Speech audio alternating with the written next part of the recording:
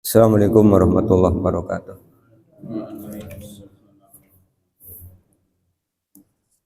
Innal hamdalillah nahmaduhu wa nasta'inuhu wa nastaghfiruh. Wa na'udzu billahi min syururi anfusina wa min sayyiati a'malina may yahdihillahu fala mudhillalah wa may yudlil fala hadiyalah. Asyhadu an la ilaha illallah wahdahu la syarika lahu wa anna Muhammadan abduhu wa rasuluh. Allahumma sholli ala Muhammad wa ala ali Muhammad kama shallaita ala Ibrahim wa ala ali Ibrahim wa barik ala Muhammad wa ala ali Muhammad kama barakta ala Ibrahim wa ala ali Ibrahim innaka Hamidum Majid. Bapak dan Ibu yang mudah-mudahan dirahmati oleh Allah. Syukur alhamdulillah malas senantiasa kita panjatkan kehadirat Allah Subhanahu wa taala atas limpahan nikmat yang telah Allah berikan pada kita. Salawat, salam, dan keberkahan kita mohonkan kepada Allah agar senantiasa tercurah kepada Rasulullah Muhammad sallallahu alaihi wasallam dan keluarganya, sebagaimana Allah telah mencurahkan salawat, salam, dan keberkahan kepada Nabi Ibrahim alaihissalam dan keluarganya.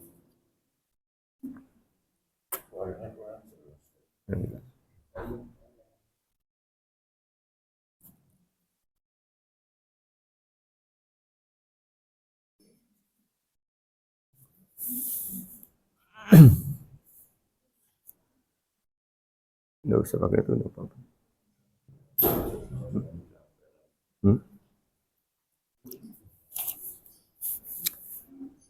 Bapak dan Ibu yang mudah-mudahan dirahmati oleh Allah, melanjutkan kajian tafsir Al-Quran masih di surah An-Nisa.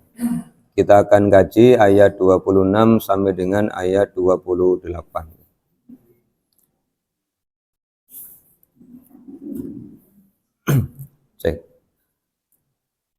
Di ayat ke-26 dari Al-Quran surah An-Nisa, Allah SWT telah berfirman, A'udzubillahi minasyaitonirrajim, bismillahirrahmanirrahim. Yuridullahu liyubayyina lakum wa yahdiyakum sunanal ladzina min qablikum wa yatuba 'alaikum. Wallahu alimun hakim. Yuridullahu, Allah menghendaki, liyubayyina lakum, supaya dijelaskan untuk kalian, wa yahdiyakum, dan Allah menunjuki kalian, sunana, jalan, alladzina, orang-orang min qablikum, dari sebelum kalian, wa yatuba 'alaikum, dan supaya Allah menerima taubat kalian. Wallahu, dan Allah, alimun, maha mengetahui, hakimun, maha bijaksana. Di ayat ke-26 Allah SWT menjelaskan tentang tujuan diberikannya syariat-syariat yang sudah kita kaji sejak ayat pertama sampai dengan ayat 25. Dari mulai Allah SWT mengingatkan kepada orang-orang beriman untuk tidak mencampurkan hartanya sendiri dengan harta anak yatim, untuk tidak menukar hartanya sendiri dengan harta anak yatim, apalagi menukar harta anak yatim yang baik dengan hartanya sendiri yang tidak baik. Ini syariat Allah. Kemudian di ayat yang ketiga Allah mengatur tentang pernikahan. Ayat yang keempat Allah mengatur tentang mahar. Ayat yang kelima, ayat yang keenam Allah SWT mengatur tentang orang-orang yang diberi mandat untuk mengelola harta anak yatim. Kemudian ayat 7, 8, 9, 10, 11, 12, 13, 14 Allah mengatur syariat tentang waris. Ayat 15, ayat 16 Allah mengatur aturan hukum bagi orang-orang yang melakukan perzinahan. ayat 17, 18 Allah mengatur tentang tata cara bertaubat,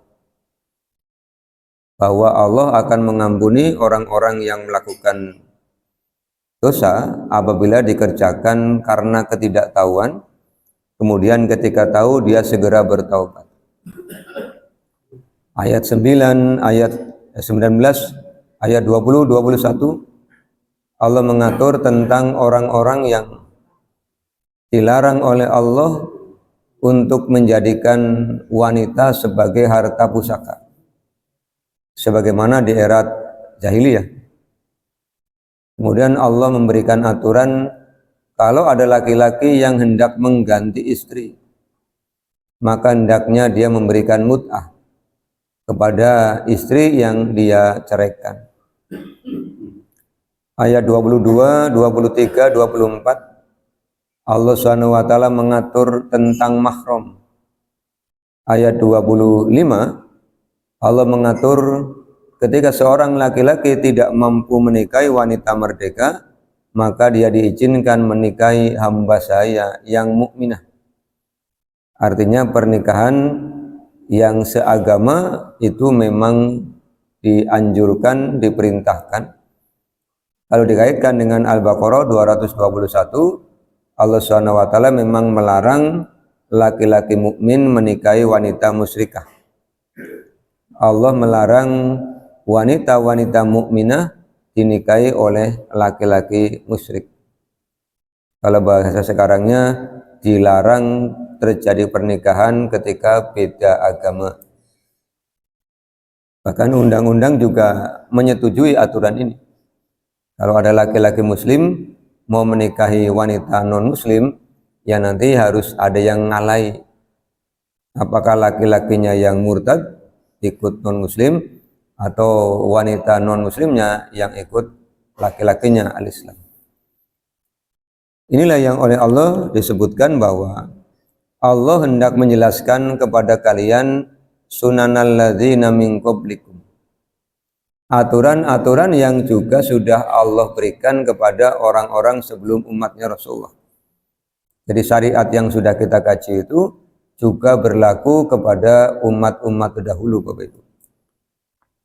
Meskipun ada yang dihapus, seperti misalnya syariat pernikahan yang terjadi di era Nabi Adam alaihissalam, itu boleh menikah sesama putrinya Nabi Adam. Kenapa boleh? Karena orangnya hanya itu-itunya. Nah, kalau tidak boleh nanti nikah dengan siapa? Kan tidak ada orang lain. Ya kan, manusianya baru ada Nabi Adam, Ibu Hawa, kemudian putra-putrinya. Maka diizinkan pernikahan terjadi. Hanya memang nikahnya dibuat silang. Jadi kembaran laki-laki perempuan, kembaran laki-laki perempuan itu dinikahkan silang. Tidak nikah dengan saudara kembarnya, tapi dengan adik dari saudara kembar. Kemudian di era Nabi Yakub alaihissalam masih diizinkan seorang laki-laki itu mempoligami kakak beradik. Istrinya Nabi Yakub itu kakak beradik, itu masih diizinkan. Tapi begitu Rasulullah diutus menjadi Nabi dan Rasul, yang seperti ini dilarang. Seorang laki-laki tidak boleh mempoligami dua orang wanita yang bersaudara. Apakah dia kakak beradik atau ponakan dengan buliknya. Itu ada di An-Nisa ayat 23. Wa ang tajma'u bainal ukhtaini illa ma qad salaf. Kalian tidak boleh mempoligami dua orang wanita yang ukhtaini, yang punya hubungan persaudaraan. Ini syariat-syariat terdahulu, ada yang masih berlaku dan ada yang sudah dihapus. Kemudian yang kedua, Allah SWT menyebutkan bahwa tujuan dijelaskannya syariat-syariat ini adalah wayahdiyakum, supaya kalian mendapatkan petunjuk tentang sesuatu yang benar, sesuatu yang jika dikerjakan memberikan manfaat untuk manusia, juga mendapatkan nilai ibadah. Maka seperti yang pernah saya jelaskan Bapak dan Ibu. Menikah itu bukan untuk menjawab pertanyaan sosial. Kadang ketika orang menikah ditanya, kenapa Anda menikah? Karena ditanyain terus. Ini kan berarti pernikahannya untuk menjawab persoalan sosial. Karena bosan ditanya, akhirnya nikah. Apa kalau sudah nikah, pertanyaan sosialnya selesai? Belum, nanti ditanya lagi, kapan punya anak? Tanya lagi. Sudah punya anak, selesai, ditanya lagi, kapan nyunati? Kan? Sudah nyunati, ditanya lagi, kapan mantu? Orang rampung-rampung. Udah mantu, tanya lagi, kapan dua putu? Kan? Ini namanya pertanyaan sosial. Maka menikah itu bukan karena itu. Menikah itu karena perintah Allah. Maka ketika Allah menyampaikan wayahdiyakum, di antara syariat yang sudah kita kaji di Al-Quran surah An-Nisa itu, Allah menunjuki bagaimana seorang manusia itu mentaati Allah, melaksanakan ibadah kepada Allah dengan ibadah-ibadah yang sudah Allah atur. Maka menikah itu bagian dari ibadah. Membagi waris itu juga bagian dari ibadah. Memberikan nafkah kepada istri itu juga bagian dari ibadah. Maka Allah SWT memberikan perintah kepada Rasulullah di Al-An'am, surah Al-An'am ayat 162. Kata Allah, "Qul, katakanlah wahai Rasul, inna sholati wa nusuki wa mahyaya wa mamati lillahi rabbil alamin." Katakanlah wahai Rasul, sesungguhnya sholatku, sesungguhnya ibadahku, sesungguhnya cara hidupku, sesungguhnya cara matiku lillah. Ini makna wayahdiyakum. Syariat-syariat itu semua bagian dari cara hidup kita di dalam melaksanakan ketaatan kepada Allah Subhanahu wa taala. Kemudian yang ketiga di ayat 26, Allah SWT menjelaskan wa yatuba alaikum. Syariat-syariat itu ketika dilaksanakan menjadi sebab datangnya ampunan Allah karena Allah menerima taubat kita. Di An-Nisa 146 Allah SWT menerangkan tentang syarat-syarat taubat itu diterima, Bapak. Kata Allah kan, illal ladzina tabu wa aslahu wa tasamu billahi wa akhlasu dinahum faulaika ma'al mu'minin wa sawfa yu'tillahul mu'minina ajron adhima. Kecuali orang-orang yang telah bertaubat. Kemudian setelah bertaubat apa yang dia lakukan? Waslahu, memperbaiki diri. Artinya sebelum bertaubat dengan setelah bertaubat itu ada perubahan. Yang tadinya tidak taat menjadi taat. Yang tadinya bakhil menjadi dermawan. Yang tadinya malas menjadi semangat. Itu namanya orang yang memperbaiki diri. Kemudian yang kedua, wa tasamu billah. Semakin kuat memegang aturan Allah. Jadi kalau kita tiap hari minta ampunan Bapak dan Ibu, maka kita dituntut oleh Allah untuk berpegang kepada aturan Allah. Di antaranya apa tadi? Nikah niatnya karena Allah, bagi waris niatnya karena Allah. Mendidik anak, An-Nisa 9 ayat 9, niatnya karena Allah. Menghindarkan diri untuk tidak makan harta anak yatim, itu juga niatnya karena Allah. Itu namanya wa'tasamu billah. Jadi kalau Allah bilang haram, dia akan tinggalkan. Kalau Allah bilang halal, dia akan ambil. Bukan karena manusia, tapi karena wa'tasamu billah. Kemudian yang ketiga, wa akhlasu dinahum. Orang yang sudah bertobat itu, kata Allah, semakin ikhlas di dalam berislam. Sudah pernah saya jelaskan juga Bapak dan Ibu, apa itu ikhlas, apa itu ridho, apa itu sabar. Masih ingat ya? Masih ingat Pak? Masih ingat Bu? Ingat. Coba dites sekarang. Bedanya apa antara ikhlas, ridho dengan sabar? Ya meneng baik. Jadi masih ingat. Ingat Pak, ikhlas, ridho, sabar itu ingat. Tapi pengertiannya orang kelingan ya. Saiki orang kelingan, wingi kelalen. Berarti pada baik. Ikhlas itu kaitannya dengan nawaitu, Bapak Ibu. Niat. Ketika orang bertanya, kenapa sih Bapak Ibu di usia yang sudah tidak muda masih mau ngaji? Jawaban panjenengan mencerminkan jenengan orang yang ikhlas apa tidak? Kalau jawabannya iya, bin pinter, itu berarti tidak ikhlas. Tapi ketika ditanya, kenapa sih Bapak Ibu masih mau ngaji? Perintah Allah Pak. Si Allah nyuruh ngaji? Iya. Kata Allah, Iqra, literasilah. Jadi tidak hanya membaca dalam arti teks. Literasi itu bisa mendengar, bisa melihat, bisa mengamati, bisa meneliti, itu Iqra. Ketika ayat ini turun, Al-Quran itu belum turun. Ayat ini kan ayat pertama yang turun. Tapi kenapa disuruh membaca? Karena Iqra tidak hanya membaca teks, tapi juga membaca dalam arti yang lebih luas.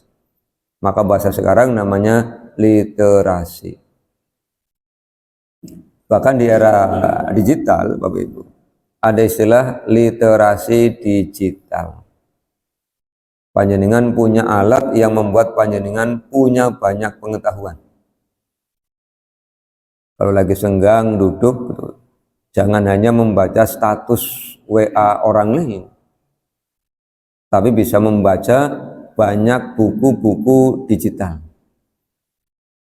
Atau misalnya karena membaca buku itu harus selesai, ya ketik aja, nanti akan dijawab oleh alat bantu namanya AI. Bacanya apa? AI. Tulisannya AI. Jadi Mas AI ini pintar sekali Pak. Jangan mau ngetik apa? Coba nanti pulang ngetik lengko itu. Nanti ada penjelasannya, lengko adalah gini. Bisa Pak. Ngetik sunggan tinggal ngomong. Jelaskan lengko, nanti ngomong. Jangan mau ngomong bahasa Arab ya. Bahasa Arabnya lengko misalnya apa? Kayaknya tetap lengko Pak, tidak ada bahasa Arab. Maka sekarang orang itu kalau komunikasi dengan orang luar tidak usah khawatir, bisa pakai Google Translate. Jangan mau ngomong apa bahasa Inggris tinggal ketik. Itu alat yang membantu panjenengan. Bahkan sekarang ibu-ibu yang tidak pintar masak bisa cepat pintar masak. Jadi pas masak sambil nonton YouTube tutorial gitu kan. Lingak-linguk lagi apa lagi masak. Ini lingak-linguk karo nonton video. Cara masak oyong misalnya gitu. Cara masak waluh, cara masak kangkung. Itu alat canggih. Jadi ini bagian dari literasi. Datangnya jenengan ke masjid ini karena melaksanakan perintah Allah. Itu ikhlas. Ditanya lagi, kenapa Bapak Ibu mau sholat? Perintah Allah. Kenapa mau makan? Perintah Allah. Itu namanya ikhlas. Lalu kalau ridho bagaimana? Ridho itu penerimaan atas takdir yang telah Allah tetapkan pada kita. Ada qadar baik, ada qadar buruk. Ketika Bapak Ibu hatinya bongbong, atau bongbong ya, bongbong itu bongbong, atau bongbong ya, lega, hatinya itu senang. Ketika dikasih duit senang apa tidak Bapak? Senang apa tidak? Senang. Iya, langsung senyumnya lebar. Apalagi duitnya berwarna merah. Lembarannya minimal 20. Kan lebar. Tanggal tua dikasih 2 juta kan senyumnya lebar. Itu namanya orang yang ridho. Demikian juga ketika diberi sesuatu yang tidak sesuai dengan keinginan. Ketika Allah Subhanahu wa taala menyebut manusia itu kurang bersyukur, memang demikian. Contoh gampang beginilah. Satu keluarga itu berlima. Kemudian tetangganya panen mangga. Karena saat itu mangganya tidak banyak yang jadi.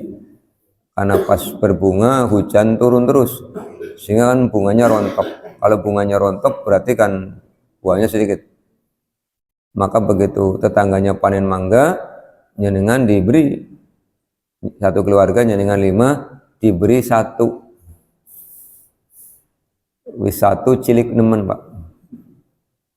Kira-kira jengkel apa Rito?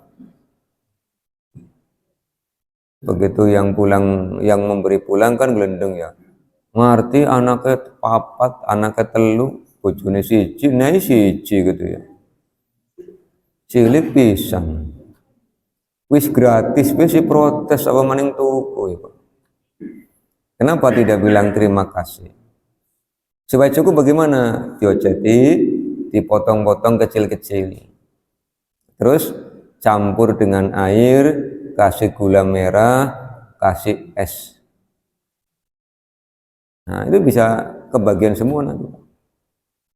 Ya, sama dengan satu keluarga 5 dikasih ayam. Pupune 1 kil. Ben rasan kabeh, ya disuwir-suwir ya, Pak. Terus gawe kena bubur, arane bubur ayam rasan. Jadi ridho itu kerelaan hati menerima qadar baik ataupun qadar buruk. Sabar itu bagaimana? Sabar itu menahan diri untuk tidak ngeluh. Bapak Ibu dari malam sudah ngeluh belum? Tadi malam ketika hujan pada ngeluh apa tidak? Pan makat ngaji ka udan, nah ora sida ya. Kayak gitu apa tidak? Ora. Alhamdulillah. Bangun tidur aja udah ngeluh, ya Allah, awak lara kabeh. Padahal ora kabeh, Pak. Ana sing ora lara ya. Kowe pucuke ngirung ya ora lara, pucuke kuping ya ora lara, rambut ya ora lara ya. Ngomongnya awak lara kabeh. Padahal sing lara mung boyok misalnya gitu kan. Karena lempongnya atos wisatawan ora tau depe kan gitu ya. Saya kira wasit duwe lempong beli, Pak. Ora duwe lempong ya. Duwe spring bed ya. Iya. Spring bed per-peran wis ora membal, Pak. Jadi ngedigelelengi melenyok mingso ya boyoke lara. Padahal orang-orang dulu boro-boro spring bed ya, Pak. Ngelelengin yang telupuh sing akeh tinggine ya men runtung-runtung. Iya, mulane wong gemian rata-rata tangine esuk cokoti tinggi sih daripada kuatel tang. Keblek meneh bundur ambu-ambu. Akhirnya ya ada hikmahnya. Apa hikmahnya? Bangunnya tidak kesiangan. Yang kedua karena ya era dulu itu serba kekurangan. Kadang-kadang malam ya lapar sehingga tidurnya tidak nyenyak. Akhirnya tahajudnya rajin, Pak. Kalau sekarang kan kasurnya empuk, wetenge wareg, ya, kamarnya AC, ya lali. Makanya sekarang jarang yang bisa bangun ya, karena diberi kemakmuran. Nah ini sabar itu tidak mengeluh. Jadi kita tahu bedanya Bapak Ibu ya. Ikhlas kaitannya dengan niat, ridho kaitannya dengan penerimaan terhadap qadar baik qadar buruk, sabar kaitannya dengan pengendalian hati dan jiwa untuk tidak berkeluh kesah. Kadang-kadang ada orang yang suka cerita, suka curhat gitu. Apapun dikeluhkan. Lama-lama yang mengeluh jadi 2 orang. Siapa? Yang dicurhati. Begitu mulai curhat, nyung bosen ngrungokna dengan baik ya pada be ora sabar ya. Dia ora sabar mengeluh nasibnya, dia ora sabar ngrungokna keluhan temannya. Jadi tadinya ada satu orang sabar, satu orang tidak sabar, sekarang menjadi dua orang tidak sabar. Tuh Bapak Ibu ya, terkait dengan bedanya ikhlas, ridho dan sabar. Ayat 27. Wallahu dan Allah yuridu menghendaki ayyatuba alaikum. Allah sangat ingin Allah menerima taubat manusia. Jadi yang ingin menerima taubat itu Allah. Allah sangat ingin semua orang bertaubat, semua orang dikasih kesempatan untuk bertaubat, semua orang diterima taubatnya. Bapak Ibu masih ingat kajian kita Al-Quran surah Al-Baqarah ya, di ayat ke-38, ketika Allah SWT menyampaikan bahwa Nabi Adam itu bertobat kepada Allah. Fatalaqa Adamu min rabbihi kalimatin fataba alaihi innahu huwat tawwabur rahim. Allah ajarkan kepada Nabi Adam kalimat-kalimat taubat. Kemudian Allah menerima taubatnya. Kapan itu terjadi? Setelah Nabi Adam melakukan pelanggaran, mendekati pohon yang Allah larang. Tapi apakah Nabi Adam menyalahkan iblis, Bapak Ibu? Tidak. Jadi taubat itu akan Allah terima manakala kita mengaku salah dan menyalahkan diri sendiri. Di Al-Quran surah Al-A'raf ayat 23, Allah menjelaskan Nabi Adam meminta ampunan kepada Allah dengan cara menyesali perbuatannya. Qala rabbana dolamna anfusana wa illam taghfir lana wa tarhamna lanakunanna minal khasirin. Rabbana ya Tuhan kami, dolamna kami telah menganiaya angkusana diri kami. Jadi Nabi Adam tidak mengatakan kepada Allah, ya Allah aku makan buah pohon ini gara-gara iblis. Enggak, Nabi Adam tidak bilang begitu. Tapi Nabi Adam menyampaikan kepada Allah, ya Allah Tuhan kami telah berbuat dolim. Ini ayahanda kita ketika bertobat mengakui salah, mengakui hilaf. Tapi kenapa kita anak keturunannya kalau salah senangnya nunjuk orang lain? Kalau salah itu mesti orang lain yang dijadikan sebagai kambing hitam.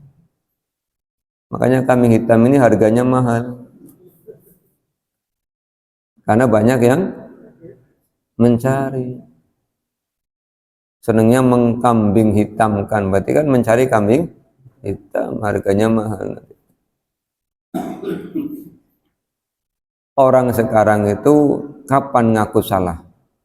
Kalau tanggal 1 Syawal.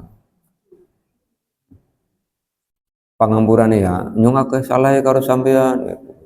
Kowe tanggal 1 Syawal Bapak Ibu. Ning acara halal bihalal. Tanggal loro ana sing ngomong kaya gue laka. Tanggal loro mulai paidon-paidonan. Sing salah sampean dudu nyong. Tanggal loro sampai engko tanggal 30 Ramadan wong ngakune bener kabeh. Lah engko tanggal 1 Syawal ngakune salah kabeh. Ya, pulang sholat Id, istri ngajak suaminya salaman. Pangampurannya ya Mas, pokan dari bojone jenengan pirang-pirang tahun akeh salahe. Dari sing lanange ora Dek, sing akeh salahe nyong iku. Kowe tanggal 1 Syawal. Coba ngasuk tanggal loro. Ya. Mulai dikunci, orang ketemu-ketemu sing disalahna bojone. Kunci ngendi mah? Lah bapak ndalene ngendi? Biasane ning kene tembok sebelah kene. Barang golek iki jebule sini jero ning celana. Lah kesi Pak, bisa ning kon meneng bae weruh tiga nyami ya. Wis ngrewangi golek tiga nyami. wingi banyak pangampura tanggal 1, tanggal 2 ngajemi maneh. Mulane Bapak Ibu, lamun bisa tanggal 1 Syawal bae aja tanggal 2. Mung ana resikone, Pak. Kalau tiap hari tanggal 1 Syawal resikone akeh. Kudu ngirim bulate bae mana ya. Terus bagi-bagi amplop sing amplop apik kadang-kadang isine teh sacuwil, Pak. Daripada ke amplop apik-apik ya. Sing seneng bocah cilik, Pak. Makanya sampai ada guyonan perbandingan dompet anak-anak dan dompet orang dewasa ketika 1 Syawal gitu. Dompetnya anak-anak tebal, anak 2.000-an, 5.000-an, 20-an, 1. Dompetnya wong tuane kempes, Pak. Ya iya aku tuku bulat teh, aku tuku jajan kalengan. Kini toko mulai akeh jajan kalengan, Pak. Ya. Ingin yang mampir yang toko ini, tanda-tanda Ramadan sudah dekat, jajan kalengan pirang-pirang. Wenggo akhir Ramadan pragat kabeh Pak samono, Pak.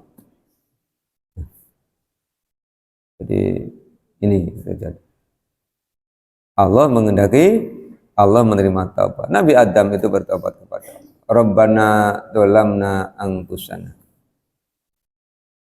Kemudian Nabi Musa alaihissalam ketika bangun dari pingsannya, dia mengatakan kepada Allah, Subhanaka inni tubtu ilaika wa ana awwalul mu'minin. Nabi Nuh ketika dia bertanya kepada Allah pada saat Kan'am ditenggelamkan oleh Allah ditegur, dia bukan keluargamu, jangan bertanya, jangan minta sesuatu yang kamu tidak tahu. Kemudian Nabi Nuh juga menyesal dan bertobat kepada Allah. Jadi supaya taubat kita diterima oleh Allah, jangan nyalahkan orang lain. Jadi jangan sampai bertobat terus menunjuk orang lain yang salah. Tunjuklah diri sendiri. Ini wallahu yuridu ayyatuba alaikum. Sebaliknya kata Allah, wa yuridul ladzina yattabi'una syahawati. Orang-orang yang mengikuti asyahawat. Apa asyahawat itu? Dorongan jiwa. Dan Bapak Ibu, dorongan jiwa itu senantiasa mengarah kepada keburukan. Lihat di juz 13 ya, ucapannya Nabi Yusuf alaihissalam ketika dia digoda oleh Zulaikha. Zulaikha apa Juleha? Ya? Apa Julika? Yang betul Zulaikha. Pakai kha, bukan pakai kha. Ketika digoda oleh Zulaikha, ini surah Yusuf bercerita. Zulaikha menginginkan Nabi Yusuf juga aslinya mau, Pak. Oke, kita bacakan ayat ya. Itu sisi manusiawinya ya. Tetapi Allah SWT melindungi beliau. Kita lihat Al-Quran surah Yusuf.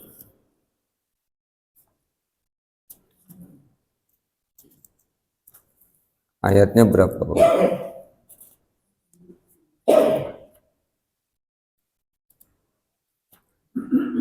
Surah Yusuf ya.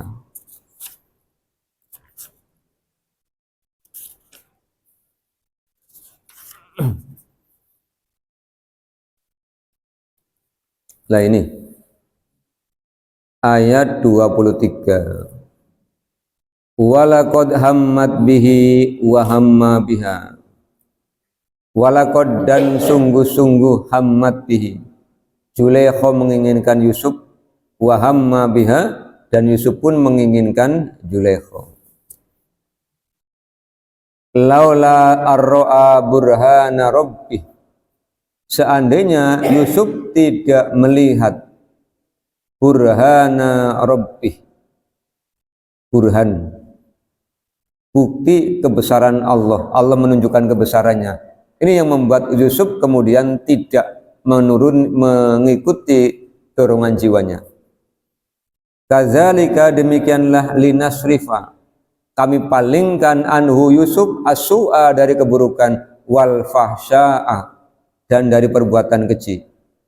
Allah cegah Nabi Yusuf. Makanya kemudian ketika digoda Yusufnya melayu, Pak. Aslinya pengen.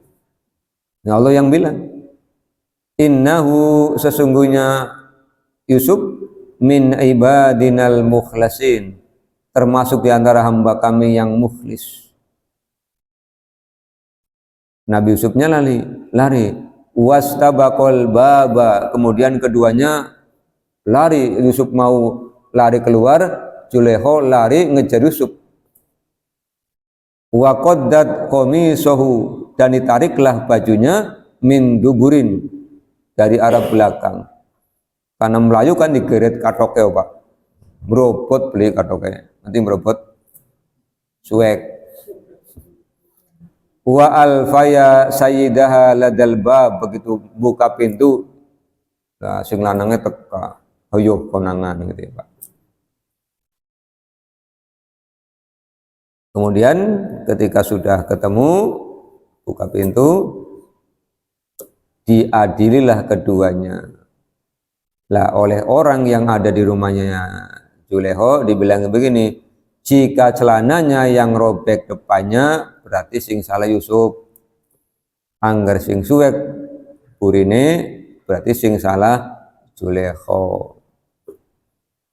Boleh begitu dicek, lah sing suwek katoke burine berarti sing salah Zulekho.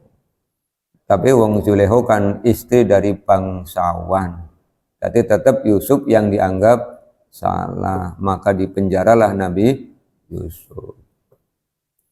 Tapi sebelum dipenjara, Zulekho kan menjadi bahan gunjingan. Zulekho menggoda anak angkatnya. Zulekho kan jengkel. Akhirnya Zulekho ngundang wanita-wanita sosialita, para istri pejabat dikumpulin di rumahnya Zulekho. Kemudian Zulekho siapkan buah, siapkan pisau, Yusufnya diundang. Len aja ngomongnya tok lamun wuri Yusuf primen kan begitu ya. Ayat 30. Ini para wanita itu pada menggunjing. Wa qala niswatun fil madinati imra'atul azizi turawidu fataha an nafsi. Jadi wanita-wanita di Mesir itu pada menggunjing tentang istrinya Al-Aziz, ya, istrinya Kitfir yang menggoda anak angkatnya. Dia suka dengan anak angkatnya. Kemudian mereka pada mengatakan, ini apa namanya? Ini sungguh kesesatan yang nyata. Makanya kemudian oleh Zulekho diundang, kemudian Yusufnya disuruh keluar. Falamma sami'at bimakrihinna arsalat ilaihinna wa a'tadat lahunna muttaka'an wa atat kulla wahidatin minhuma sikinan.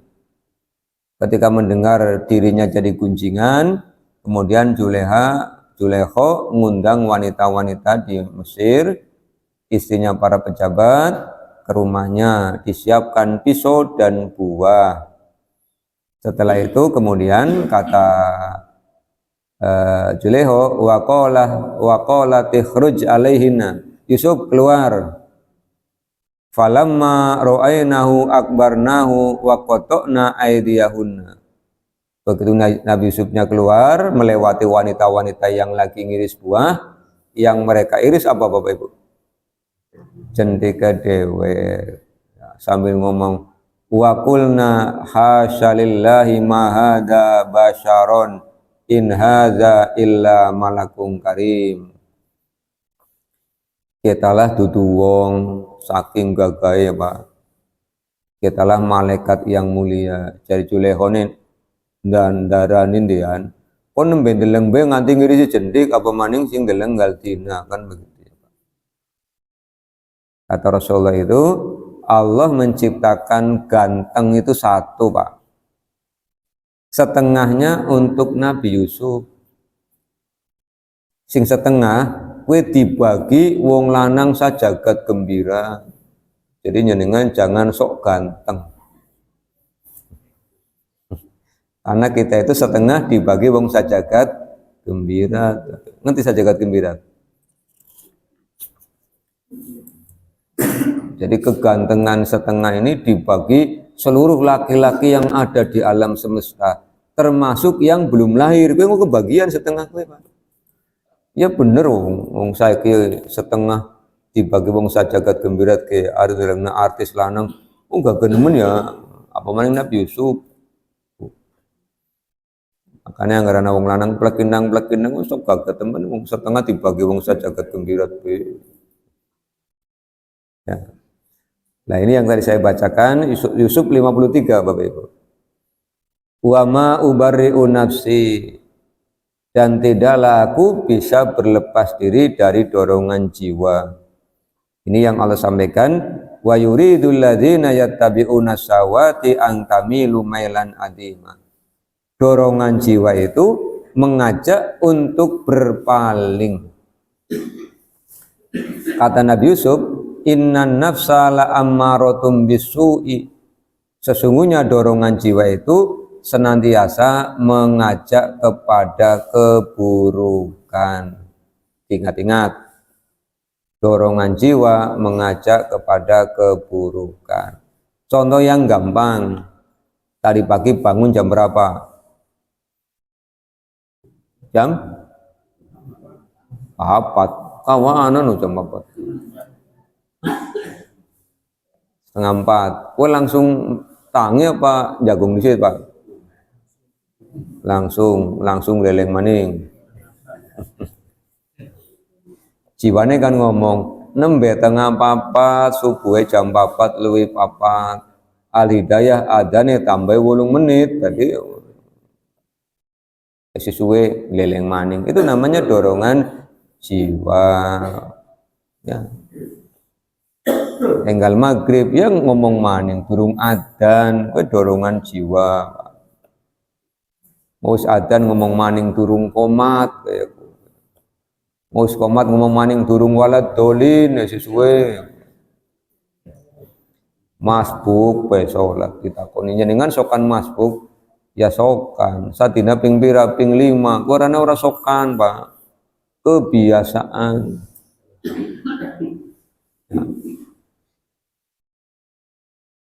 Penyakitnya pirang-pirang, panganan enak-enak, jiwanya ngomong apa? Lah sadurunge ana penyakit wis ana panganan hajar bikin kowe hajar. Barang wis maem tole ngerung-ngerung ya Allah wetenge nyong lara nemen. Dorongan jiwa. Ini dieling-eling omongan Nabi Yusuf yang diabadikan oleh Allah di Al-Qur'an surah Yusuf ayat 53. Dorongan jiwa senantiasa memerintahkan kepada keburukan. La ammaratum bisu'i. Ini namanya orang yang mengikuti dorongan jiwa. Bahasa Qur'annya as-syahawat. Ahwa, hawa itu dorongan, nafsu jiwa. Menjadi bahasa Indonesia hawa, nafsu, bahasa Arab hawa dorongan, nafsu jiwa. Ya, di benak kita biasanya apa? Hawa nafsu ke nafsu, nafsu itu jiwa. Ayat 28. Yuridullahu ayyukhaffifa ankum. Allah menghendaki memberikan keringanan kepada kalian. Jadi syariat Allah itu sebenarnya ringan Bapak Ibu. Di Al-Baqarah ayat terakhir Allah menyampaikan la yukallifullahu nafsan illa wus'aha. Allah tidak memberikan beban syariat kecuali kalian mampu menanggungnya. Contoh sholat, tadinya berapa waktu? 50. Coba kalau ini diberlakukan, jenengan sempat nyambut gawe 50 waktu bagi 24 jam. Setengah jam sepisan adzan Pak, jenengan bisa Yang kaya orang mampu ya Pak. Bar adzan ya sholat. 20 menit wis adzan sampai sholat. Nembe melakukan juga adzan maning balik maning beli. Kira-kira anak wong dagangan beli Pak. Anak wong kerja beli. Lahaka beli, ngamuk kabeh beli. Sing damuki siapa? Sing adzan kan gitu. Adzan maning kan. 50 waktu. Maka oleh Allah aja 50, 5 saja. 50 jadi 5 kurangnya berapa Bapak Ibu? 45. Kue be akeh sing ora teka. Ya. Subuh sampai duhur berapa? Selisih ya? Akeh ya. Subuh jam 4, duhur jam 11. Berapa selisihnya? 7 jam, 8 jam. Ya, karena gue nyambut gawe. Duhur sampai asar 3 jam karena gue nyambut gawe. Karena gue ngitung duit. Asar mari maghrib nah, kena gue pingpong, kena gue badminton, kena gue bersih-bersih kegiatan, pit-pitan ya kan. Maghrib sampai isya jam, ya jangan digendi kita, hadilah. Ya medang-medang dah cukup lah Pak. Balik maghrib medang selonjor ada pada depan karo bojone ya. Acak lalen kayak iklan teh Sariwangi. Wedange Roma kelapa ada pada. Yang jamaah ngaji tua-tua ya medange sing amo-amo. Sing sinom intip goreng ya ora apa-apa. Ada pada depan. Iya, putin godog ya ora apa-apa. Begitu adzan mangkat mani. Isya subuh suwe istirahat ngeleleng cukup sebenarnya. Oleh Allah diberikan keringanan. Sholat silakan berdiri, tidak kuat ya Allah duduk itu keringanan. Jagung ora kuat ya Allah ngeleleng Pak. Ngeleleng ora kuat ngaplang-ngaplang. Ngaplang-ngaplang sore bisa ngangkat tangan ya mripate kedap-kedap. Terus meneng kabeh Pak, yang leleng ngarepe imam berarti. Di sholat diringankan ya. Kenapa diberikan keringanan? Wa khuliqal insanu dha'ifa. Karena Allah ciptakan manusia dha'ifa, apa dha'ifa? Lemah. Kita itu lemah Bapak Ibu. Buktinya apa? Setiap kegiatan manusia mesti melibatkan banyak orang. Lahiran, ya orang bisa dewekan, dibantu. Ngopan yunati, ya dibantu. Makanya zaman dulu ada istilah apa sih? Sambatan. Ya, mana Pak? Sambatan. Disambat tangga panyunati kongon apa? Kongon unjal-unjal. Zaman dulu tidak ada istilah sewa menyewa Bapak Ibu. Semuanya pinjam. Panyunati piring nyilining tanggane. Makanya zaman dulu piring anak arane Pak. Sendok anak arane soalnya disilih-silinan tanggane. Lalu dong balik pecah. Itu dilironi. Makanya piringnya warna-warni. Saya kita nyewa ya. Saya kurang mau piring, nganggone kayak penjalin, terus nganggone kertas nasi apa minyak? Minyak yang ada nasinya, kertas minyak. Seorang yang ngumbai sih, peragat buang. Ya kalau saya masih ingat di era tahun 90-an ya. Kalau mau hajatan piring nyili, sendok nyili, gelas ya nyili, terus kursi ya nyili nih ke tanggane. Nanti sambatan bagi tugas. Saya biasanya jadi mayor Pak. Mayor ke tukang ngangsu ning sumur. Nanti tugasnya mikul air untuk adang. Kalau sudah mikul air sudah cukup, luruh godong jati Nah, nanti kan nasinya dibungkus pakai godong jati. Terus kondangan tuh ya orang ditulis, wong namanya nyumbang. Ana sing ngaune beras, ana sing ngaune duit gitu ya. Itu sambatan. Lahiran dibantu orang, nyunati dibantu orang. Sampai mati dibantu apa tidak Bapak Ibu? Jenengan wong mati ngubur dewek. Itulah kita manusia. Makanya jangan sombong. Jangan pernah mengatakan ora butuh wong wong sombong temen ya. Angarana nganti ana wong ngomong ora butuh wong kerjani bareng-bareng. Iya, barang pantuku lengkok, tukang lengkok, orang layani sampean. Jadi sampean ora butuh wong. Ya wis lah pan adang dewek. Tuku beras, tukang berasnya orang layani pan adang apa coba. Nah, barang pan lewat jalannya tutup, orang butuh wong sih. Kan lewatnya nih latar tangganya tutup kabeh coba pan apa. Tidak bisa, karena kita itu khuliqal insanu dha'ifa, kita lemah. Yang kedua, kita terbatas Bapak Ibu. Pendengaran kita terbatas. Makanya kalau ngomong aja adu-aduan, sing prek, pandangan kita terbatas. Ndeleng nawang anggar tambah tuh, kuwi ora katon, Pak. Kayong rata kabeh wong rata nemen ya, laka irunge laka matane wong atus sih. Apa maning pan maghrib ya, ndeleng nawang. Siapa sih kowe ya?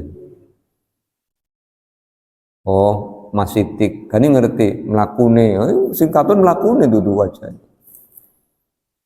Itu kita lemah. Ya, begitu. Contoh lemah lagi, anggar ora maem ya, ngelih, itu berarti lemah.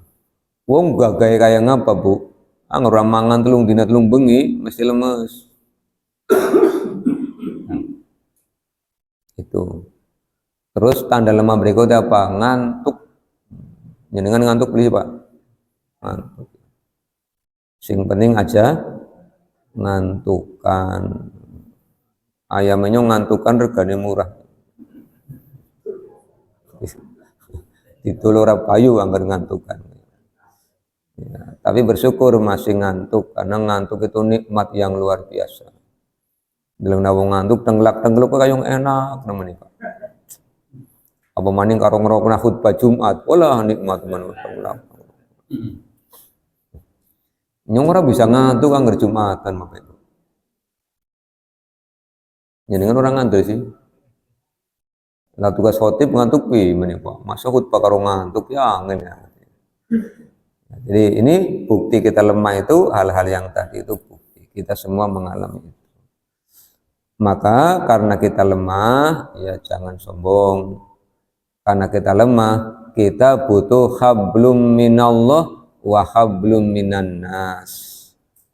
Kalau tidak hablum minallah dan tidak hablum minan nas, ya siap-siap apa?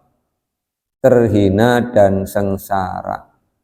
Duribat alaihimul dhillatu aynama sukifu illa bihablim minallahi wa hablim minan nasi wa duribat alaihimul maskana. Sudah tahu lemah, manusia itu lemah, senenge orang gelem takon, lunga-lunga orang gawa alamat, terus orang gelem takon, masa ketemu beli Pak. Saya pernah datang ke suatu desa untuk mencari alamat. Saya lupa nama lengkapnya, saya hanya ingat nama depannya. Ternyata di desa itu ada 4 nama yang sama. Begitu ketemu, ganing tutu. Lah Pak, nyenengan nyari siapa? Nama ini, belakangnya siapa? Aduh, nyong kelalen Pak. Ya wis, ningkane anak papat Mas, parani kabeh bae. Yang kedua, tutu, yang ketiga, tutu, yang keempat lah ini dia orangnya. Suwe Pak, 2 jam sampai ketemu. Makanya kalau bepergian, yang pertama disiapkan alamat, harus jelas, namanya lengkap. Kadang-kadang nama lengkap aja kan ada yang ngembari pekerjaannya apa. Ya, nama fulan, ada yang toko material, ada yang apa. Ini bukti kita itu lemah. Maka karena kita lemah, harus berpegang hubungan dengan Allahnya kuat. Hablum minannasnya kuat. Nanti kita hidupnya selamat. Kalau dengan Allahnya kita dekat, dengan sesama manusia kita dekat, apapun dimudahkan. Bahasa Jawane dilalah itu ya. Padahal dilalah itu maksudnya biidnillah, dengan izin Allah. Pas tanggal tua lagi ora ada duit, tangga marani. Pak lagi nganggur, iya. Rewangi yuk, rewangi apa? Kayak gendeng pada pecah, oh ya siap, dan ini gendeng. Barang pan balik, karena lagi tanggal tua ora ada duit, ora sakakan basa-basi. Ora usah repot-repot, kita temenan lo ya, iya, ya wis ora sida barang beli, aduh ketun panine duit ora sida. Ora usah basa-basi lagi tanggal tua tampani. Barang tampani duit, takoni maning, duit beras beli sih. Ngomong bae ora duwe, memang lagi ora duwe, kawani beras. Banyune ana beli, laka kawani banyu kan enak. Duit oli, beras oli, banyu oli. Wis mangan durung sih? Durung mangan disit kan. Wareg balik oleh duit, oleh beras, oleh banyu. Kadang-kadang butuh tapi senengnya basa-basi. Iya, isin, ora usah repot-repot, barang balik ketun, ngomong baik. Ya. Bertamu diwedangi medang ya.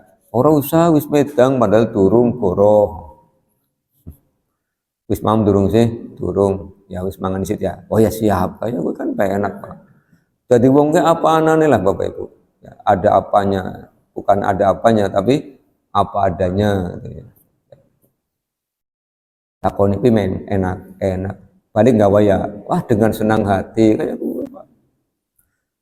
Kadang-kadang isin dikedepankan menjaga image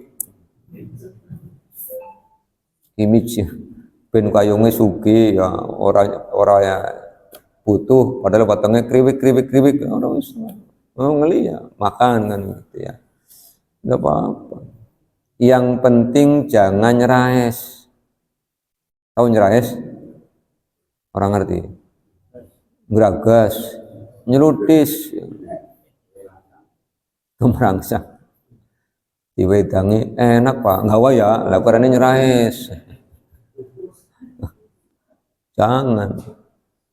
Kalau ditawari, ayo enak ya. Iya Pak, enak nemen ge.